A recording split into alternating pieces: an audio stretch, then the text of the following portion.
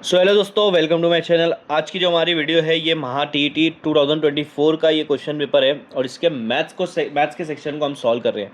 पिछले कुछ वीडियो बनाया हो, आगे की जो क्वेश्चन है वो इस वीडियो में हम सॉल्व करेंगे। अब देखो हमारा क्वेश्चन है 111। यहाँ पे एक फिगर दी है, ठीक है। ये फिगर एक चीज़ समझ लो, PQR जो है ना वो स्ट्रेट है।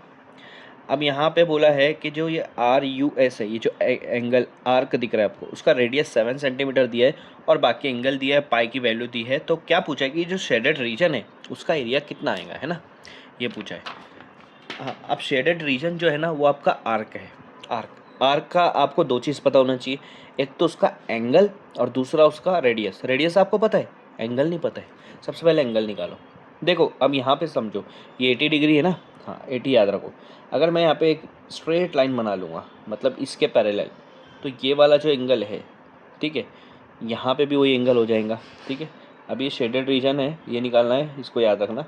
ये पूरा एंगल बनाऊंगा, अगर ये पूरा एंगल, क्योंकि ये स्ट्रेट लाइन आ रही है ना, और ये वाली लाइन पैरेलल है। ये 70 है तो ये भी आपका 70 आएगा, इसको बोलते हैं करस्पॉन्डिंग एंगल। ये भी 70 आएगा, ओके। और यहाँ बीच में एक लाइन है, ये चीज़ समझ लो, है ना। यहाँ पे एंगल कितना था, अभी मैं जो लिखा था 80 डिग्री। ये स्ट्रेट लाइन बनाया तो यहाँ पे 90 होगा। अब ये नीचे यहाँ पे एक ट्राइंगल बन रहा है, वो ट्राइंगल ऐसा बन रहा है, देखो ये आपका 90, ये आपका 80, तो बचा हुआ कितना होगा, क्योंकि ट्राइंगल के तीनों एंगल मिलाओ तो 180 होता है, तो बचा एंगल होगा 10, ये 10 होगा। अब बताओ ये पूरा 70 है, 70 में से ये 10 माइनस करो तो इधर वाला एंगल कितना होगा, 60 डिग्री। इसका मतलब जो आर्क का आपको एरिया निकालना है उसका एंगल कितना है, 60 डिग्री। तो थीटा है 60 डिग्री और रेडियस क्या है, 7 सेंटीमीटर।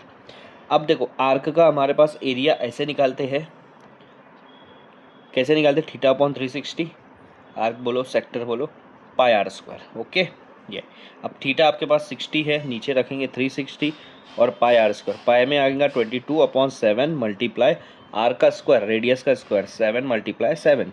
स्क्वायर के लिए दो बार लिख रहा हूँ, एक सेवन कैंसिल, 0 0 कैंसिल, 6 1 ज़ा 6 6 ज़ा। तो आपके पास क्या बच रहा है, ऊपर 22 और नीचे क्या बच रहा है, सॉरी यहाँ पे 7 भी है और नीचे बच रहा है 6, है ना।